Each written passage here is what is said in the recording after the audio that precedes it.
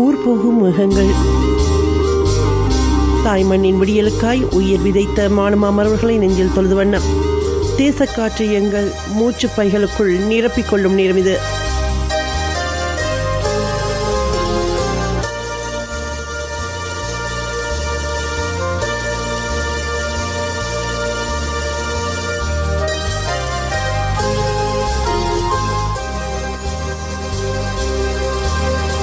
மேகம் வந்து கீழிறங்கி முத்தம் கொடுக்கும்,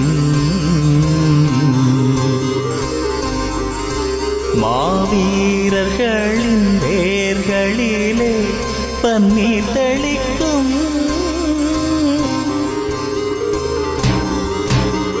கல்லறைகள் விடுதலை கருவறைகள் நாங்கள் கைகள் தோளும் தெய்வங்களின் அரியணைகள்.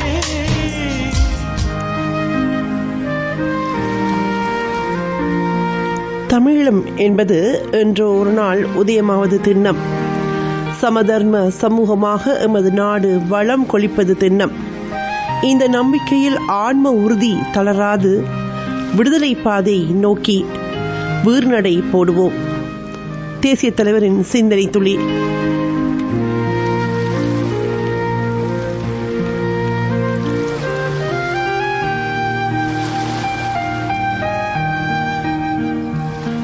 தமிழ விடுதலை போராட்டத்தின் நெடிய வரலாற்றில் தமிழ தேசிய தலைவர் மேதகு வே. பிரபாகரன் அவர்களை உலகத் தமிழர் அறுதி பெரும்பான்மையினர் ஏற்றுக்கொண்டிருக்கின்றனர். ஈழத்தமிழர்களை பொறுத்தவரை ஒரு தேசம், ஓர் இயக்கம், ஒரே நோக்கம், அது ஈழ விடுதலை என்பது ஐயந்திரிவர வரலாற்றில் நிறுவப்பட்ட ஒன்று. ஒன்றிணைவோம் என்ற வேண்டுகோள் ஈழத்தமிழர்களுக்கு என்றும் தேவைப்படவில்லை. தமிழகத்தை பொறுத்தவரை தமிழ விடுதலையை ஆதரிக்கின்ற அனைவரும் தமிழ ஆதரவு போராட்டங்களில் எந்த காலத்திலும் ஒன்றுபட்டு நிற்பார்கள். இது இவ்வாறு இருக்க 2009 ஆண்டு தமிழ விடுதலை புலிகளின் ஆயுதம், இரண்டகம் கூட்டுச்சதி, மேற்கத்திய நாடுகளின் சதிவேலைகள், கழுத்தறுப்புகள் காரணமாக தற்காலிகமாக மௌனிக்கப்பட்டு தமிழ விடுதலை போராட்டம், ஆயுத போராட்டம் மௌனிக்கப்பட்டு தமிழ் அழிப்பின் பின்னர் தாயகம், தமிழக மற்றும் புலம்பெயர் தமிழர்களின் இடையில் புதிய வகை போதகர்கள் புறப்பட்டிருக்கின்றார்கள். ஒற்றுமையுடன் இருப்போம், ஆயுத போராட்டம் இனி என்றும் வேண்டாம், அரசியல் போரே ஒரே வழி, ராஜதந்திர நகர்வுகளே தீர்வு தரும். இவ்வாறு பல புதிய போதகர்களின் மந்திரங்கள். தமிழ விடுதலை புலிகள் முற்றிலும் ஒழிக்கப்பட்டு விட்டார்கள். தலைவர் பிரபாகரன் உள்ளிட்ட முதல்நிலை தலைவர்கள் கொல்லப்பட்டு விட்டார்கள் என்ற சிங்கள இந்திய உளவுத்துறைகளின் பரப்புரைகளை பின்பற்றி அந்த சரிவுகளிலிருந்து போராட்டத்தை மீட்டெடுத்து வழிநடத்துகின்ற முயற்சிகளில் இறங்காமல் மேற்கண்ட மந்திரங்கள் சில பிரமுகர்களால் வேண்டுமென்றே மக்களை பலவீனப்படுத்தும் வகையில் ஓதப்பட்டு வருகின்றன. இன்னும் பலர் தங்களை இன்னமும் உயர்த்தி காட்டும் வகையில் அறிக்கைகள் வெளிவிடுகின்றார்கள். தமிழ விடுதலை போராட்டத்தை எதிரிகளிடம் சரணடைய செய்வதற்கான அனைத்து கூறுகளையும் இந்த 4 வரி மந்திரம் கொண்டிருக்கின்றது. அதன்படி இந்த நாட்களில் 2009 தமிழின அழிப்பின் பின்னர் சரணாகதி அரசியல் ஒன்றிணைவோம் என்ற சொற்றொடரின் மூலம் முன்வைக்கப்படுகின்றமை நாம் அவதானிக்கின்ற ஒன்று. தமிழ விடுதலைக்கான போராட்டம் இனி அரசியல் வழியில் மட்டுமே முன்னெடுக்கப்படும். கடந்த காலத்தில் மேற்கொள்ளப்பட்டது போன்ற வன்முறை வழிகள் இனி பலன் தராது. இந்திய சிங்கள அரசுகளுடன் நல்லுறவின் அடிப்படையில் தமிழர்களுக்கு தேவையான உரிமைகளை பெற வேண்டும். இன்று இந்த புதிய வகை போதகர்கள் பிரச்சாரங்களை மேற்கொண்டு வருகின்றனர். ஆனால் விடுதலை வரலாறுகள் சொல்கின்ற கோட்பாடுகள், உண்மைகள், வரலாற்று பக்கங்கள் அதுவல்ல உண்மை என்பதை உரத்துச் சொல்லும். தன் தேசம், இமயம் முதல் குமரி வரை விரிந்த தமிழர் தேசம் இன்று தனக்கென்றோர் தேசம் இல்லை என்று போகின்ற நிலையில் அடக்குமுறையின் தொடர்ச்சியில் ஒரு இனம் எழுந்து போராடும். அது எதிரியின் அடக்குமுறைகளை பொறுத்து, அடக்குமுறைகளின் வடிவங்களை பொறுத்து தன் போராட்ட வடிவங்களை மாற்றியமைத்து போராடும் என்பதுதான் வரலாறு கற்றுக் கொடுத்த பாடம். தமிழீழ விடுதலை புலிகளின் வரலாற்றில் மாபெரும் இடர்களை தோற்றுவித்த ஒட்டுக்குழுக்கள் எப்போதும் முன்வைத்த மந்திரம் ஒன்றுபடுவோம் என்பதே. தமிழர் தேசிய தலைவர் மேதகு வே. பிரபாகரன் இந்த சதிகார ஒற்றுமை குறித்து ஏராளமான கட்டுரைகளை எழுதியிருக்கின்றார். ஒன்றிணைவோம் என்ற மந்திரத்தின் பின்னால் இருக்கின்ற சதிவெளியை உணர்த்தும் வகையில் அந்த அவருடைய கோட்பாடுகள், கருத்துக்கள் வரலாற்றில் தெளிவுபடுத்தும். தனித்து நின்று போராடி தமிழம் காண வேண்டும் என்ற இருமாப்போடு நாம் இயங்கவில்லை.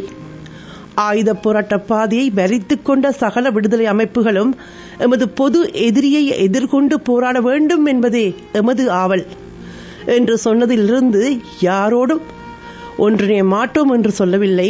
ஆனால் பொது எதிரியை எதிர்க்காதவரோடு ஒன்றிணைய முடியாது என்றதை அவர் அழகாக சொல்வதை காணலாம்.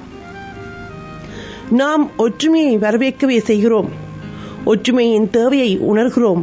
ஆனால் இந்த ஒற்றுமையானது தமிழீழ புரட்சி இயக்கத்துக்கு அப்பாற்பட்ட அந்நிய சக்திகளின் அழுத்தங்கள் காரணமாகவோ அன்றி பிற்போக்கு சந்தர்ப்பவாத அரசியல் சக்திகளின் நெருக்குதல் காரணமாகவோ அவசரப்பட்டு சமைத்த சாம்பார் ஒற்றுமையாக அமைவதை நாம் விரும்பவில்லை என்று அவர் கூறிய கூற்றை உற்று நோக்க வேண்டும்.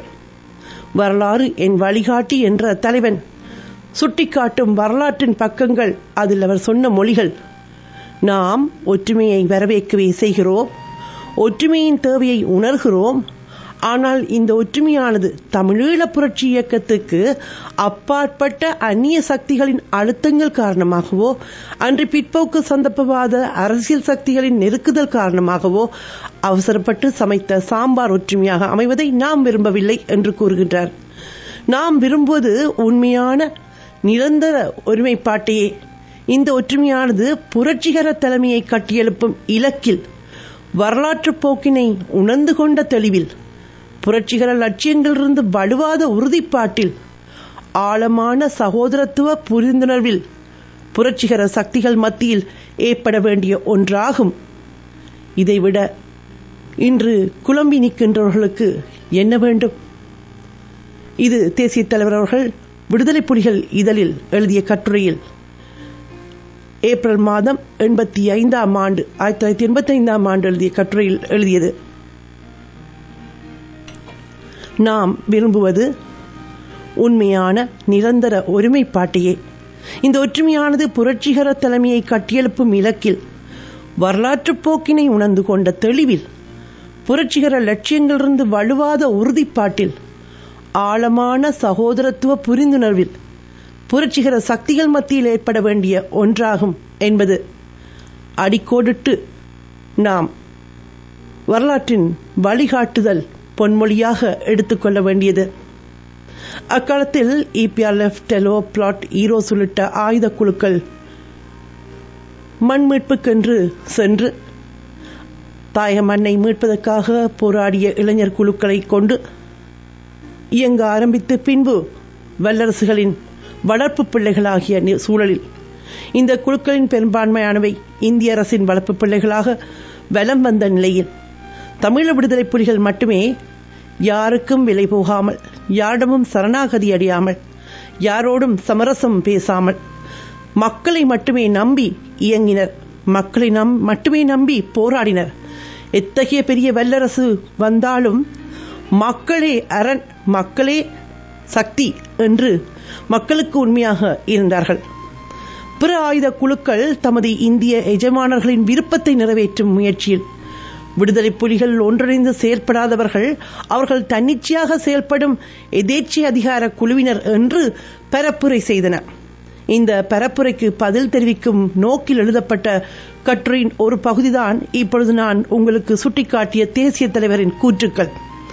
இது தொடர்பான விவாதங்கள் விடுதலை புலிகளின் தலைமையினால் மிக ஆழமாகவும் நேர்மையாகவும் மேற்கொள்ளப்பட்டன. அதன் விளைவாக 1985 ஆண்டு ஏப்ரல் மாதம் 10 ஒரு ஒப்பந்தம் கையெழுத்தானது. தமிழீழ விடுதலை புலிகள், தமிழீழ விடுதலை இயக்கம் ஈழப் புரட்சி அமைப்பு, ஈழ மக்கள் புரட்சிகர விடுதலை முன்னணி, அதாவது LTT, டெலோ, ஈரோஸ், EPRF ஆகிய 4 அமைப்புகளும் ஒரு உடன்படிக்கை ஏற்படுத்திக் கொண்டன. அதில் முதலாவது நிபந்தனை ஸ்ரீலங்கா ஆதிக்கத்திலிருந்தும் அடக்குமுறையிலிருந்தும் எமது தாயகத்தின் சுதந்திரத்தையும் இறைமையையும் வென்றெடுத்தல். இரண்டாவது, ஈழத்தமிழர் இலங்கை வாழ் தமிழ் தேசிய இனத்தின் சுயநிர்ணய உரிமையை நிலைநாட்டுகின்ற தனியரசை தவிர்ந்த வேறெந்த குறைந்தபட்ச சமரச திட்டத்தையும் அங்கீகரிப்பதில்லை. மூன்றாவது, பரந்துபட்ட மக்களின் பங்களிப்போடு பரிணாமம் பெறும் வெகுஜன ஆயுத போராட்டத்தை, அதாவது மக்கள் போராட்டத்தை எமது போராட்ட பாதையாக கொள்ளுதல்.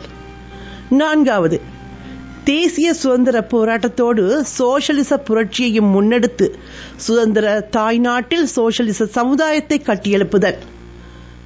ஐந்தாவது, உலக ஏகாதிபத்திய நவகாணித்துவ பிடியிலிருந்து எமது தேசத்தை பூரணமாக விடுவித்து அணிசேரா கொள்கையை கடைபிடித்தல். எனவே இங்கு இணைந்த 4 இயக்கங்களும் அவ்வேளையில் ஒற்றுமை என்ற அடிப்படையில் ஒன்றிணைவோம் என்ற கோட்பாட்டோடு இந்த 5 நிபந்தனைகளையும் ஏற்பதாக கூறியே இவற்றை ஒருங்கிணைப்பதற்கான அடிப்படை கோட்பாடுகளை ஏற்பதாக சொன்னார்கள்.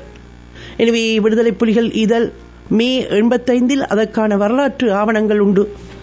இந்த 5 கோட்பாடுகள் ஒன்றிலிருந்து வலுவாமல் இன்று வரை போராடிய ஒரே இயக்கம், ஒன்றிலிருந்து வலுவாமல் இன்று வரை போராடிய மக்களுக்கு உண்மையாக இருந்த ஒரே இயக்கம் தமிழீழ விடுதலை புலிகள் மட்டுமே. இந்த இடத்தில் அவர்களால் அதிலிருந்து வலுவியவர்களோடு எப்படி ஒற்றுமையாக இருக்க முடியும் என்று அவர்கள் மீது வசைபாடியவர்கள் உண்டு புரியாமல் இதே உடன்படிக்கையில் கையொப்பமிட்ட பிற 3 குழுக்கள் ஈழ விடுதலை போராட்டத்தை காட்டிக் கொடுக்கும் ஒட்டுக்குழுக்களாக மாறியதை வரலாறு உணர்த்தியுள்ளது. ஒன்றிணைவு குறித்து அதிகமாக பேசிய அனைத்து ஆயுத குழுக்களும் விடுதலை போருக்கு எதிரான முகாம்களில் பதுங்கி இருந்தபடிதான் செயல்பட்டன. தாய்மண்ணின் விடுதலைக்காக போராட புறப்பட்டவர்கள் தாய்மண்ணின் விடுதலைக்காக இறுதி வரை போராடிய ஒரு விடுதலை அமைப்பை அழிக்கின்ற முனைப்போடு வல்லரசின் செல்லப்பிள்ளைகளாகி இலக்கை மாற்றி தங்கள் விடுதலை போராட்டத்தை சிதைத்தனர். ஒட்டுக்குழுக்கள் அனைத்தும் இந்திய உளவுத்துறையின் ரோவின் ஆசியோடு தமிழகத்தில் தங்கிக் கொண்டு அனைத்து வித சீரழிவுகளுக்குள்ளும் ஆட்பட்டு புரட்சிகர வசனங்களை பத்திரிகையில் எழுதுவதன் வழி மட்டுமே தமது விடுதலை போரை நடத்தி கொண்டிருந்தன. விடுதலை புலிகள் இவர்களை காகித புரட்சியாளர்கள் என்று அழைத்தனர். ஆனால் இந்த ஒட்டுக்குழுக்கள் அனைத்தும் செய்த ஒரே பரப்புரை விடுதலை புலிகள் ஒன்றிணைய மறுக்கிறார்கள் என்பதுதான்.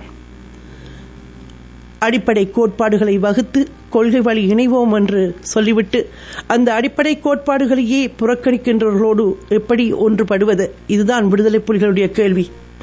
ஆக ஒன்றிணைதல் என்ற சொல்லின் பின்னே அன்று முதல் இன்று வரை இந்திய ஏகாதிபத்தியத்தின் சதிகார முகம் ஒளிந்து கொண்டுள்ளது. இந்தியா தமிழீழ விடுதலைக்கு இந்திரா காந்தி காலத்தில் ஆயுதம் கொடுத்து ஆதரித்தது உண்மை என்றால் இத்தனை இயக்கங்களை எதற்கு உருவாக்கி இருக்க வேண்டும்? ஒற்றை தலைமையில் ஒரு போராட்ட இயக்கத்தை மட்டுமே உருவாக்கி இருக்கலாம். ஆனால் அதுவே ஒரு வலிமையான இயக்கமாக உருவாகிவிடக் கூடாது என்ற கவனத்தோடு தான் அங்கே பல கூறுகள் பிரிக்கப்பட்டு அதுவே பல சகோதர படுகொலைகளுக்கும் காரணமாயின. ஒற்றுமை பற்றி தலைவருடைய வரலாற்று நகர்வுகள் இவற்றை பலர் புரிந்து கொண்டார்கள், சிலர் புரியவில்லை. தனித்தமிழம் அமைய வேண்டும் என்பதை எல்லோரும் பேச்சளவில் ஒத்துக்கொண்டார்கள். ஆனால் அதை சாதிப்பதற்கான செயல் திட்டம் என்ன என்பதை ஆராயும் போதுதான் இவர்களின் சொல்லடுக்குகளுக்கு பின்னால் உள்ள உண்மை முகங்கள் தெரிகின்றன. விடுதலை புலிகளை அவர்களும் கூடி நின்று அழித்தோம் என்று சொன்ன பின்னர் இத்தனை ஆண்டுகளில் எங்கே போனார்கள் அந்த போராட்ட விடுதலை போராளிகள்? அவர்களேனும் தமிழீழம் பெற்றிருக்கலாமே. இந்திய அரசோடு நல்லுறவு பேணிக்கொண்டு அமெரிக்க, பிரித்தானியா போன்ற மேற்கத்திய நாடுகளை முனைத்துக் கொண்டு மைத்ரி, ரணில் மற்றும் ராஜபக்சே காலில் விழுந்தாவது அரசியல் போராட்டங்களை மட்டுமே முன்னெடுத்து ராஜதந்திர வழியில் தனித்தமிழம் அமைக்கப் போகிறோம் என்றவர்கள் எல்லாம் இன்று எங்கே போனார்கள்? இவ்வளவு எளிய வழிகள் இருக்கும் போது தமிழ விடுதலை புலிகள் எதற்காக இத்தனை ஆண்டுகள் சமர்புரிந்தார்கள் என்று வியக்க வைக்கும் செயல் திட்டங்கள் இவை. எதிரிகளிடம் சரணடைந்து விட கோரும் திட்டம். எல்லா சரணடைவுகளுக்கும் ஒன்றிணைவு என்ற சொல்லே மூலமந்திரமாக இருந்தது என்பது வரலாற்று உண்மை. இதே போன்ற சூழலை பல ஆண்டுகளுக்கு முன்பு எதிர்கொண்ட தலைவர் பிரபாகரன் இவ்வாறு எழுதியிருக்கின்றார்: ஒற்றுமை என்ற உயரிய நோக்கினை மக்களை ஏமாற்றும் வெறும் பிரச்சார சாதனமாக கையாள்வது மிகவும் கீழ்த்தரமான அரசியல் சந்தர்ப்பவாதமாகும். இதுவும் விடுதலை புலிகள் இதழ் ஏப்ரல் 85 எழுதப்பட்ட அவருடைய கட்டுரையிலிருந்து. ஒற்றுமை என்ற உயரிய நோக்கினை மக்களை ஏமாற்றும் வெறும் பிரச்சார சாதனமாக கையாள்வது மிகவும் கீழ்த்தரமான அரசியல் சந்தர்ப்பவாதமாகும். ஒரு தேசிய இனத்தின் விடுதலையை கெஞ்சி பெற முயல்வது, யாரையும் பகைத்துக் கொள்ளாமல் வாங்க நினைப்பது, போராட்டமே நடத்தாமல் அடைய முனைவது ஆகிய குணநலன்கள் கோழைத்தனத்தின் தன்னலத்தின் வெளிப்பாடுகள். முள்ளிவாய்க்கால் படுகொலையின் பிறகு மேலும் வீறு கொண்டு எழுந்து போராட வேண்டிய தமிழினம் இத்தனை ஆண்டுகளும் ஒப்பாரி வைத்துக் கொண்டிருக்கின்றது. எது கரைந்து காணாமல் போகிறது என்பதை அறிய வேண்டும். வீரம், கோழைத்தனம் ஆகிய இரண்டும் இரு இயல்புகள். ஒரு மனிதனின் கோழைத்தனம் குறித்து நாம் குறைபட இயலாது. ஆனால் தன்னலம் ஆபத்தானது. அது நல்லவர்களை காட்டிக் கொடுத்துவிடும். இதனை விடுதலை புலிகள் இவ்வாறு விவரிக்கின்றார்கள்: எமது அரசியல்வாதிகள் எமது மக்களது தேசிய பிரச்சனையின் முழு வடிவத்தினையும் அதற்கான நிரந்தர தீர்வு என்ன என்பதையும் இந்திய அரசிடமோ சிங்கள அரசிடமோ உலகிற்கோ தெள்ளத் தெளிவாக எடுத்துரைக்கவில்லை. தனி அரசு தவிர்த்த சலுகைகள் பெறுவதற்காகவே இவர்கள் கொழும்புக்கும் டெல்லிக்கும் ராஜதந்திர காவடி எடுத்து வந்தனர். ஒரு தேசிய இன மக்களை பிரதித்துப்படுத்துவதாக கூறிக்கொள்ளும் ஒரு தலைமை அம்மக்களின் அடிப்படை பிரச்சனையிலும் அதற்கான அரசியல் தீர்விலும் குழம்பி நின்று மற்றவர்கள் பிரச்சனையை தீர்த்து வைக்கட்டும் என்ற மதி நுட்பமற்ற தந்திரோபாயத்தை கடைபிடித்து வந்ததாலேயே இந்த சிக்கல் ஏற்பட்டது என்று இது விடுதலை புலிகள் இதழில் மே மாதம் 84 எழுதப்பட்டிருக்கின்றது. அத்தனை ஆண்டுகளுக்கு முன்பே புலிகள் சந்தித்து கிள்ளி எறிந்த கருத்துத்தான் சரணாகதி மதம். மதம் என்றால் நெறி. சரணாகதி நெறி அல்லது வழி. இதனை அவர்கள் கிள்ளி எறிந்தார்கள். நபர்கள் மாறியுள்ளனர், கருத்து ஒன்றுதான் என்பதை நாம் இந்த ஆய்வுகளூடாக படிக்க முடியும். தமிழீழ விடுதலை புலிகள் அடையாளம் காட்டிய ராஜதந்திர காவடியை தற்போது அன்னக்காவடி என்று மாற்றிச் சொன்னாலும் காவடிகள் எல்லாம் ஒன்றுதான். இந்த சூழல் மிகவும் சிக்கலானது. மக்களை மேன்மேலும் குழப்புகின்ற சூழல். அப்பாவிகளும் இரையாகுகின்ற அவலநிலை. போராடிய இயக்கம் இன்று உறங்கு நிலையில் உள்ளது. தலைமையின் வழிகாட்டுதல் இல்லாமல் ஒரு இனமே அல்லாடுகின்றது. ஈழத்தமிழர்கள் சொந்த மண்ணில் சிறை பிடிக்கப்பட்டிருக்கின்றார்கள். எதிரிகளோ களியாட்டம் போடுகின்றனர். ஒட்டுக்குழுக்களின் பரப்புரைகளின் பிணம் தின்ற ஓநாய்களின் உற்சாக ஊழியை கேட்க முடிகிறது. எங்கும் வேதனை, சோகம், மன இறுக்கம், தவிப்பு, மனநோய்க்கு ஆளாகி விடுவோமோ, மாரடைப்பு வந்துவிடுமோ என்ற பதைப்பு நிலை மக்களை தினம் தினம் கொள்கிறது. ஆனால் இதுவும் ஒரு போராட்டச் சூழல் என்பதை புரிந்து கொள்ள வேண்டும். இன விடுதலை போர் நடக்கின்றது என்பதன் அறிகுறிகள் இவை என்று நாம் வலிமை கொள்ள வேண்டும். இத்தனை ஆண்டுகள் வெற்றி செய்திகளை மட்டுமே கேட்டு பழகினோம். தமிழ் விடுதலை புலிகள் காலத்தில் யாவுமே வெற்றி. இப்போது இடம்பெறுகின்ற இந்த பின்னடைவுகளை ஏற்க இயலவில்லை. வெற்றியின் களிப்பில் பங்கு பெற்ற நாம் அனைவருக்கும் இந்த பின்னடைவுகளை சரி செய்கின்ற பொறுப்பு கடமையும் உண்டு. அவர்கள் போராடினார்கள், நாங்கள் பார்த்தோம், மகிழ்ந்தோம், கைதட்டி ஆரவாரித்தோம். இன்று வெறும் பார்வையாளர்களாய் நாம் இருந்து கொண்டு மனம் நொந்து பயனில்லை. எந்த தமிழீழ விடுதலை புலிகள் நம்மை புன்னகைக்க வைத்தார்களோ, மார்தட்டி தமிழன் என்று சொல்ல வைத்தார்களோ அந்த தமிழ விடுதலை புலிகள் முகங்களில் மீண்டும் புன்னகை பூக்க வேண்டும். எந்த புலிகள் நமக்கு தமிழர் என்ற பெருமிதத்தை மார்தட்டி அந்த இருமாப்பை மீட்டு தந்தார்களோ அந்த புலிகள் மீண்டும் இருமாப்படை செய்ய வேண்டும் என்றால் தமிழினம், தமிழர்கள் ஒவ்வொருவரும் புலியாக வேண்டும். சுதந்திரத்தை வென்றெடுக்காது போனால் நாம் அடிமைகளாக வாழ வேண்டும். தன்மானமிழந்து தலை குனிந்து வாழ வேண்டும். பயந்து பயந்து பதட்டத்துடன் வாழ வேண்டும்.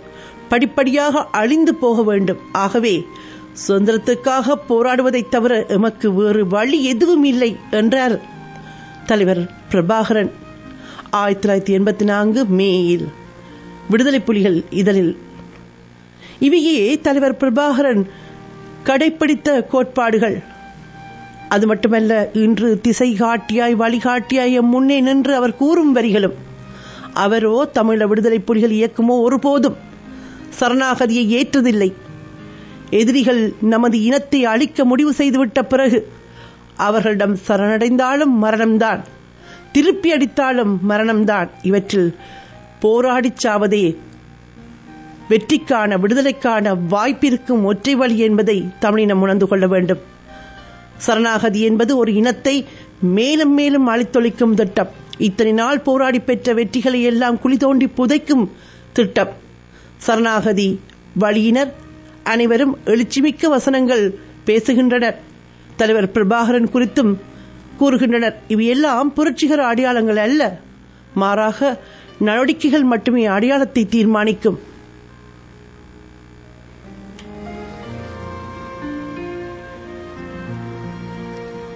சமூக மாற்றத்துக்கு போராடும் இயக்கம் சரியும் போது அதை சரிவிலிருந்து மீட்டு அதற்கு வலுவூட்ட தவறினால் இது போன்ற அவலங்கள், விபரீதங்கள் தவிர்க்க இயலாதவை. இதே வழியில்தான் தமிழ விடுதலை புலிகள் சரிந்த நிலையில் சரணாகதி நெறியினரை புலிகளின் பேராலேயே ஆயுத போராட்டத்தை உயர்த்தி நிமித்தினர்.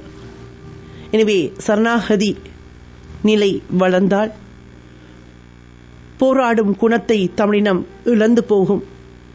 நிரந்தர தோல்வியை தமிழினம் வரலாறாக்கும். போராடிய பெருமைகளையும் இழந்து போகும். மண்டியிட்ட தமிழினம் மாண்பை இழந்து மண்ணோடு மண்ணாகும். எனவே ஈழத்தமிழர்களாகிய நாம் விழிப்புடன் இருக்க வேண்டும். விழிப்புத்தான் விடுதலைக்கு முதல் படி.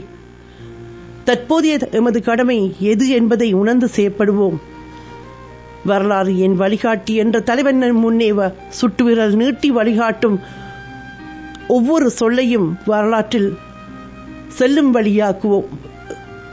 ஆம், அவர் சொன்ன ஒரு கூற்று, தமிழம் என்றோ ஒரு நாள் உதயமாவது திண்ணம்.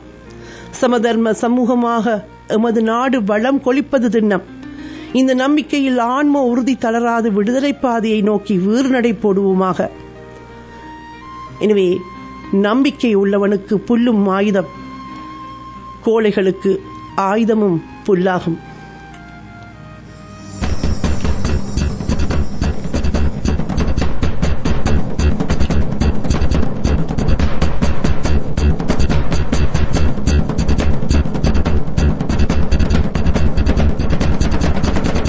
சுட்டும் விரலால் சுட்டிக்காட்டு, முட்டும் பகையை தட்டிக்காட்டு, எங்கும் செல்வோம் எதிலும் வெல்வோம். எங்கே தலைவா தடைகள் காட்டு, ஆணை போட்டு வழியை காட்டு, எங்கும் செல்வோம் எதிலும் வெல்வோம். சுட்டும் விரலால் சுட்டிக்காட்டு, முட்டும் பகையை தட்டிக்காட்டு, எங்கும் செல்வோம் எதிலும் வெல்வோம்.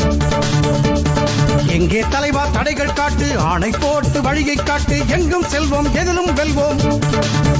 அண்ணன் ஆணைய எங்களின் செயல் வீச்சு, அதை செய்வதே எங்களின் உயிர் மூச்சு.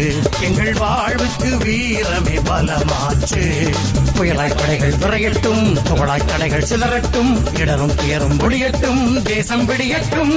சுட்டும் விரலால் சுட்டிக்காட்டு, முட்டும் பகையை தட்டிக்காட்டு, எங்கும் செல்வோம் எதிலும் வெல்வோம்.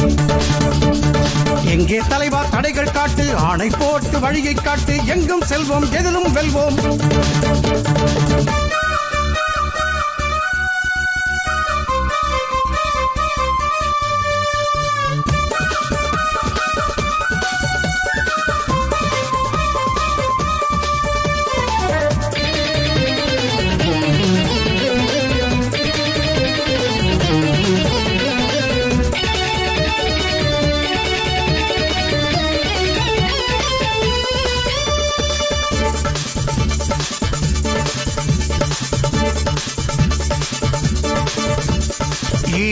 பூரித்து வாழும் தென் தமிழீழம். உயிரங்கள் தமிழென்று வாழ்வோம், வாழ்வே பொற்காலம். காடென்ன கடலென்ன எங்கள் பயணம் உயிரோட்டம். கனவுக்குள் உணர்வுக்குள் தேச உறுதி கொடியேற்றும். உரிமைதானே உயிரிலும் மேன்மை, சொல்லி சொல்லி வளர்த்தாயே. ஓய்வு என்பது எங்களின் வாழ்வில் இறந்த பிறகு என்றாயே. விரையும் நெஞ்சில் பயமில்லை, பிரிவு என்றும் தடையில்லை.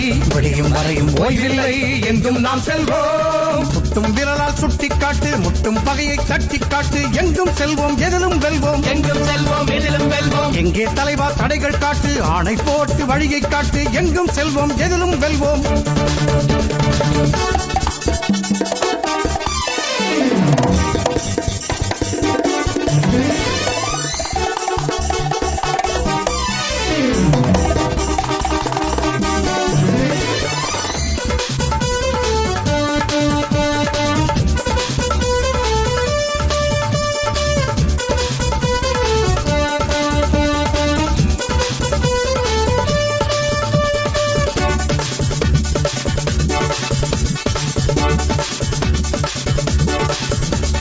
தேசத்தை நேசிக்கும் காற்றை நாங்கள் சுவாசிப்போம்.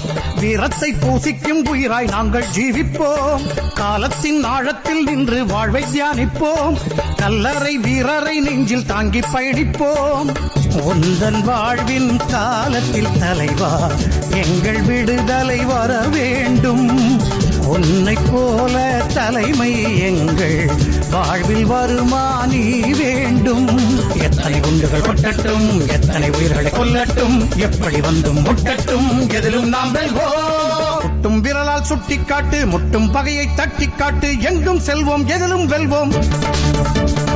எங்கே தலைவா தடைகள் காட்டு, ஆணை போட்டு வழியை காட்டு. எங்கும் செல்வோம், எதிலும் வெல்வோம். அண்ணன் ஆணையை எங்களின் செயல் வீச்சு, அதை செய்வதே எங்களின் உயிர் மூச்சு.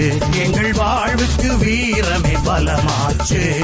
புயலாய் தடைகள் விரையட்டும், புகழாய் தடைகள் சிதறட்டும். இடரும் துயரும் ஒழியட்டும், தேசம் விடியட்டும். சுட்டும் விரலால் சுட்டிக்காட்டு, முட்டும் பகையை தட்டிக்காட்டு. எங்கும் செல்வோம், எதிலும் வெல்வோம். எங்கும் செல்வோம், எதிலும் வெல்வோம். எங்கே தலைவா தடைகள் காட்டு, ஆணை போட்டு வழியை காட்டு. எங்கும் செல்வோம், எதிலும் வெல்வோம். எங்கும் செல்வோம், எதிலும் வெல்வோம்.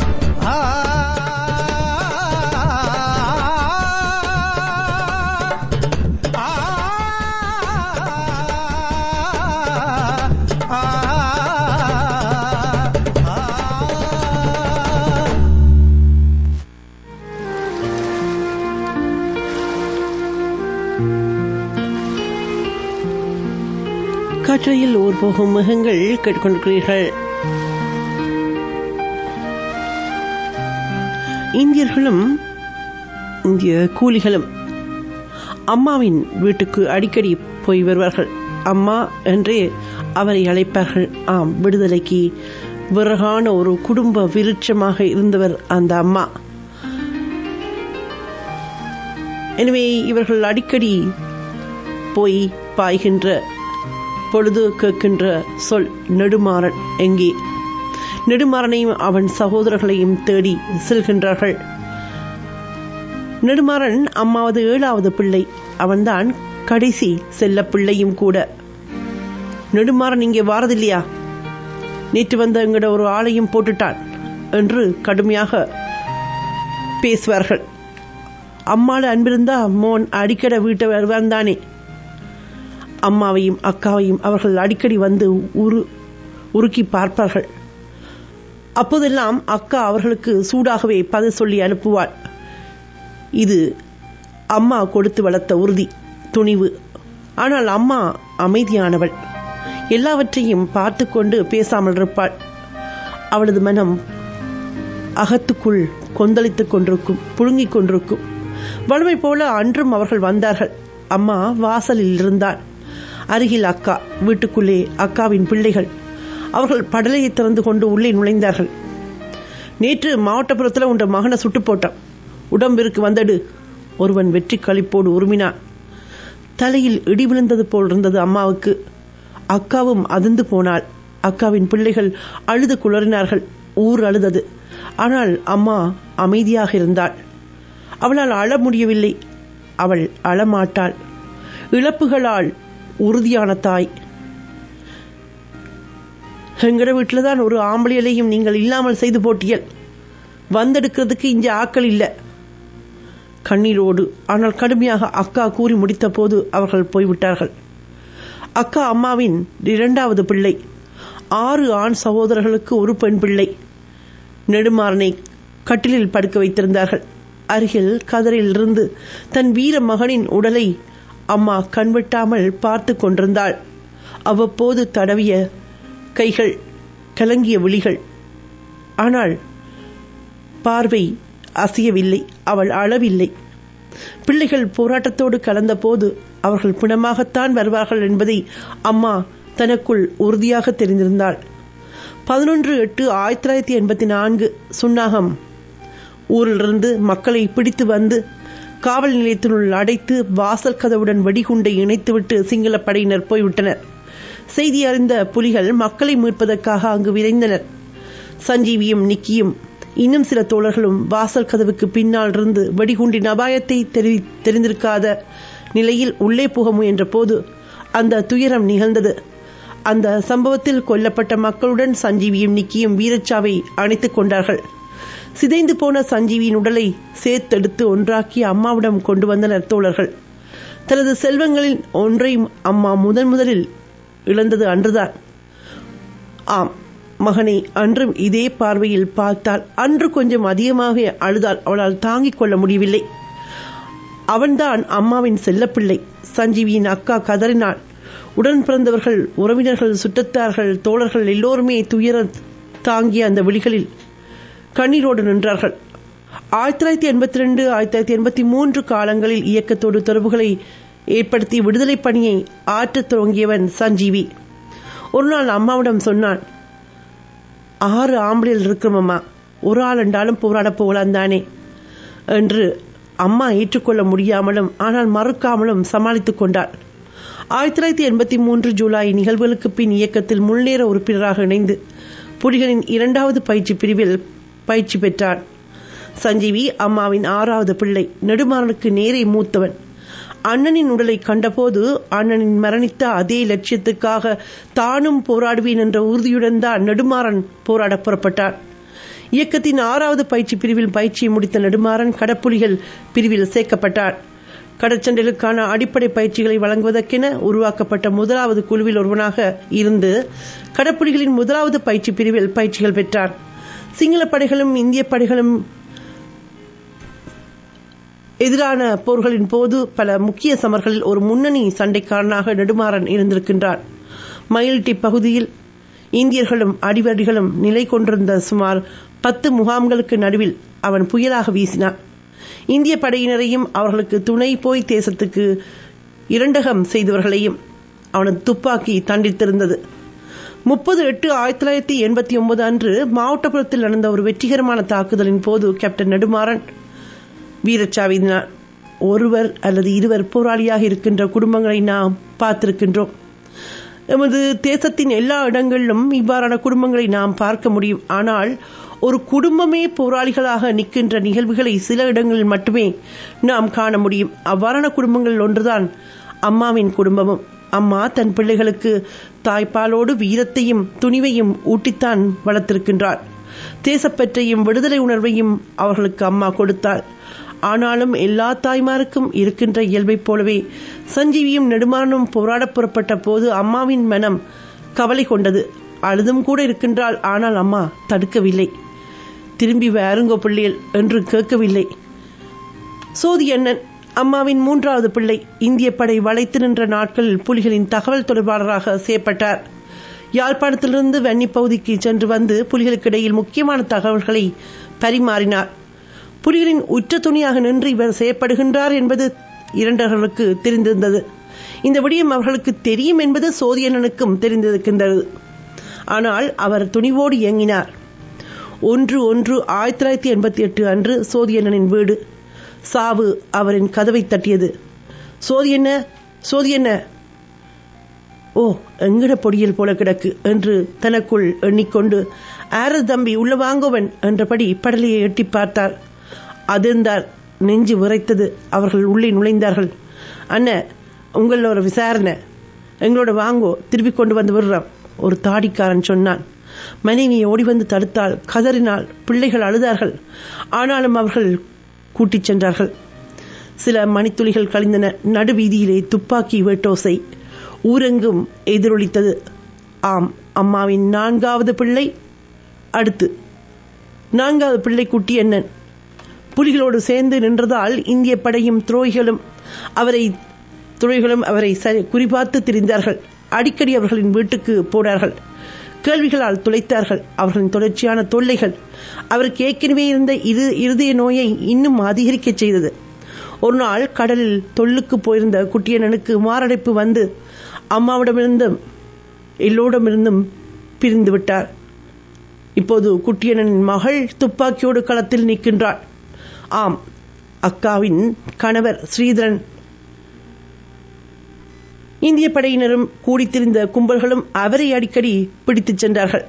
அப்போதெல்லாம் அவர்களது இரும்பு கம்பிகளும் எஸ்லோன் குழாய்களும் அவரின் உடலை பதம் பார்த்தன. 1989 ஆண்டின் நடுப்பகுதியில் ஒரு இரவு வழமை போல அவரை பிடித்துச் சென்றார்கள். மறுநாள் அவர் திரும்பி வரும்போது உடலில் பெரிய தாக்கங்களை ஏற்படுத்திய உட்காயங்களோடு வந்தார். மிகவும் ஆபத்தான நிலையில் உடனடியாக மருத்துவமனைக்கு எடுத்துச் செல்லப்பட்டார். ஆனாலும் அவரை காப்பாற்ற முடியவில்லை. பிரிந்து திரும்பி வர முடியாத தொலைவுக்கு சென்று விட்டார். அதன் பின்பு அவரது அக்காவினது மகள் சுபாஜினி பதுமணி தியாகி. மீண்டும் அவளும் சண்டைக்களங்கள் நின்றாள். விழ விழ எழுவோம் என்று எழுந்த குடும்பம், போராட்டத்துக்காய் தம்மை விழவிழ அள்ளி கொடுத்த குடும்பம். அம்மா கட்டில் இருந்து கொண்டே முன்னால் தொங்கிக் கொண்டிருக்கும் பதுமநிதியின் படத்தை பார்த்து கொண்டிருந்தாள். பதுமநிதி அம்மாவின் பேரப்பிள்ளை. ஆனைரவு பெருஞ்சமரில் ஒரு நாள் சண்டையில் அவள் வீரச்சாவை தழுவிக்கொண்டாள். அம்மாவுக்கு ஏற்பட்ட இந்த தொடர் இழப்புகள் அவளை வேதனையில் ஆழ்த்தின. மீளா வேதனையில் அவள் ஆழ்ந்து கிடந்தாள். ஆனாலும் அவள் உறுதி தளரவில்லை. உறுதியோடும் நம்பிக்கையோடும் வாழ்ந்தாள். அம்மாவின் மற்ற 3 பிள்ளைகள் புலிகளோடு நின்றார்கள். தமது உடன் பிறந்தவர்கள் நினைவுகளோடு தேசத்துக்காக கடுமையாக உழைத்தார்கள். அம்மா கதிரையில் வாழத் தொடங்கி பல ஆண்டுகள் ஆகிவிட்டன. அதில் இருந்து கொண்டுதான் துயரங்களை தாங்கிக் கொண்டாள். ஆம், துயரங்கள் அவளை முடக்கின. அவளால் நடக்க முடியாது போயின. அவளை அந்த கொடிய நோய் முடக்கிவிட்டது. அசையாமல் இருந்து இரவுகளில் மட்டும் மனதுக்குள் அழுகின்ற அம்மாவின் மனதுக்குள்ளும் நிறைந்த சம்பவங்கள் உண்டு. ஒரு இரவு அம்மா வழமை போல இருளுக்குள் தன் பிள்ளைகளை இதயத்தால் தேடிக்கொண்டிருந்த போது கதவு தட்டப்பட்டது. விழித்தால் யாரோ ஓடிச் சென்று கதவை திறந்தனர். வெளிச்சம் பரவியது. ஆம்,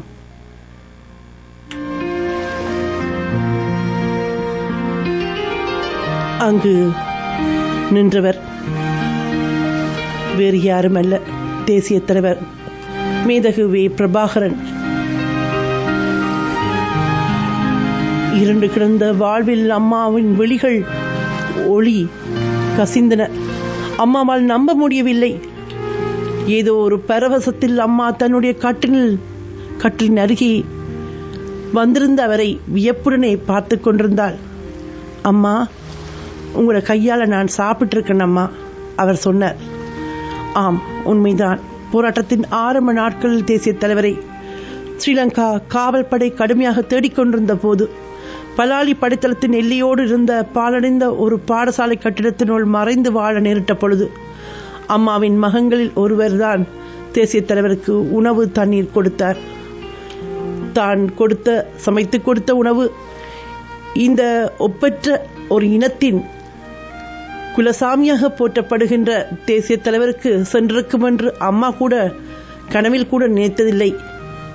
ஆனால் அந்த செஞ்சோற்று கடனை அவர் மறக்கவில்லை. அந்த தாயை தேடி நேரில் வந்தார். இக்கட்டான காலப்பகுதியில் போராட்ட பயிருக்கு கவசமாக நின்று பேணி வளர்த்த தேசபக்தர்களை தலைவர் என்றுமே போற்ற மறந்ததில்லை. தனது வாழ்வில் மிகப்பெரிய மகிழ்ச்சியை அம்மா அந்த நாளில் கண்டார். வந்த துயரெல்லாம் பஞ்சாக பறந்தது அவளுக்கு. தேசிய தலைவர் நேரில் வந்து தன்னை பார்த்து கதைத்து விட்டு சென்ற அந்த நாளை அவள் மகிழ்ச்சியோடு நினைவு கூர்ந்து பெருமைப்படுவாள். அக்காவின் வீட்டில்தான் அம்மா இருந்தாள். அம்மாவுக்கு வயதாகியது. கட்டிலில் இருப்பாள். அவளை பார்க்க, அவளுடன் கதைக்க போராளிகள் எப்பொழுதும் அங்கே போவார்கள். அவர்களை அருகிருத்தி அணைத்து கதைப்பாள். கண்களால் கருணை மொழி பொழிவாள். தாயின் அரவணைப்பை, பாசத்தை அள்ளி வார்த்து மன உறுதியையும் ஊட்டிவிடுவாள். அந்த வீட்டில் எப்பொழுதுமே புலிகளுக்காக அடுப்பெரிந்து கொண்டிருக்கும். அங்கு போகின்ற எந்த போராளியும் ஏதாவது சாப்பிட்டேயாக வேண்டும். இது அம்மாவின் அன்பு கட்டளை. அதை யாரும் மீறியதும் இல்லை. அம்மா அடிக்கடி சொல்வாள், நீங்க எல்லாரும் தாண்டா என்ற பிள்ளையர். அதுக்கு தேசிய தலைவரும் விதிவிலக்காக இருக்கவில்லை. தலைமகனாய் அவர் இருந்தார். பெற்ற பிள்ளைகள் கூட அதன் பின்னால் தான். அந்த மகிழ்ச்சியிலேயே அவள் வாழ்ந்தாள். இன்று அவர்கள் எங்கே என்று எவருக்கும் தெரியாது. ஆனால் தடம் பதித்த அவர்களுடைய அந்த வரலாற்றின் பக்கங்களை நாங்கள் உணர்வோடு நினைக்கின்றோம். ஆம், பிறப்புக்கும் இறப்புக்கும் நடுவில் சுழல்கின்ற வாழ்வில் மனித வாழ்க்கை என்பது மகத்துவம் அடைகின்றது. வாழும் வழிவகையில் போராடி வாழ்ந்தோம் என்ற வாழ்ந்த நெறியில் இவர்கள் மகிமைப்பட்ட மகத்தான மனிதர்களானார்கள். எங்கள் தலைவன் பிரபாகரன் என்று முழங்கு சங்கே முழங்கு. அவன் பொங்கி எழுந்தான், பொடி பொடியாகி உடைந்தது பார் கைவிலங்கு. அவன் பொங்கி எழுந்தான், பொடி பொடியாகி உடைந்தது பார் கைவிலங்கு.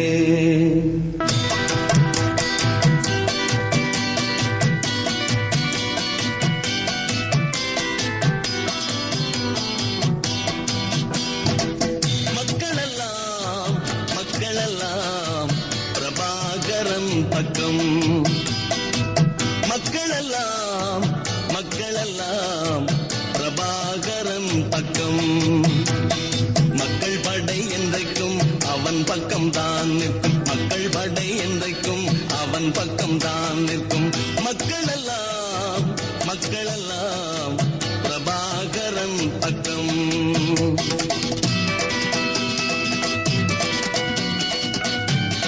இன்னமும் ஒரு யுககாலம் காத்திருக்க நேரிடலாம்.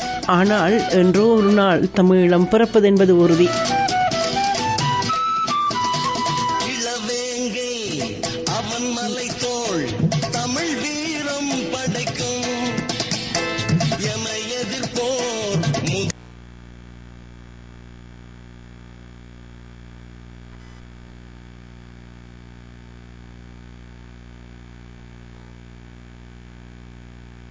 என்றைக்கும் அவன் பக்கம் தான் நிற்கும். மக்கள் படை என்றைக்கும் அவன் பக்கம் தான் நிற்கும். மக்களெல்லாம்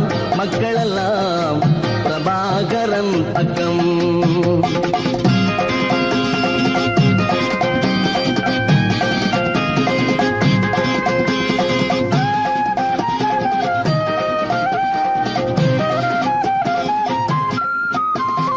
இளவேங்கை அவன் மலை தோள் தமிழ் வீரம் படைக்கும்.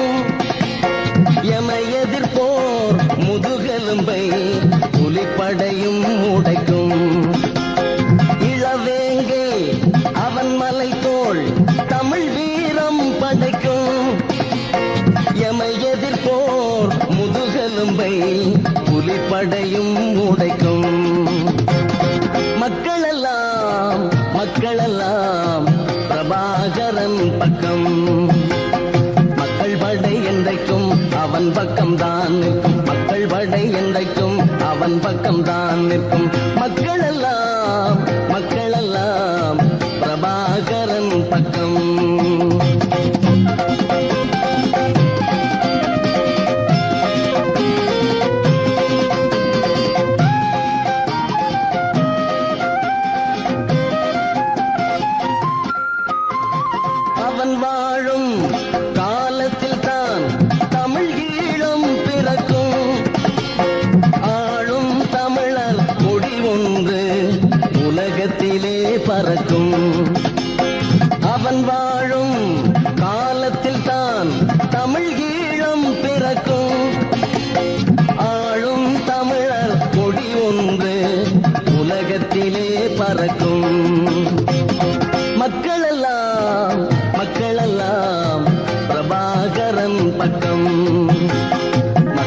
படை என்றைக்கும் அவன் பக்கம்தான் நிற்கும் மக்கள் படை என்றைக்கும் அவன் பக்கம்தான் நிற்கும் மக்களெல்லாம்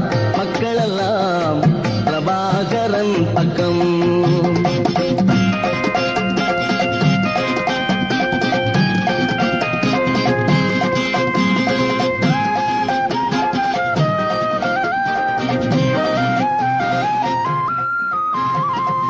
தலைவன் அவன் பிறந்தான் விடிவு இனி கிடைக்கும் நாளை இந்த உலகத்திலே நாம் நினைத்தது நடக்கும் நம் தலைவன் அவன் பிறந்தான் விடிவு இனி கிடைக்கும் நாளை இந்த உலகத்திலே நாம் நினைத்தது நடக்கும் மக்களெல்லாம் பிரபாகரன்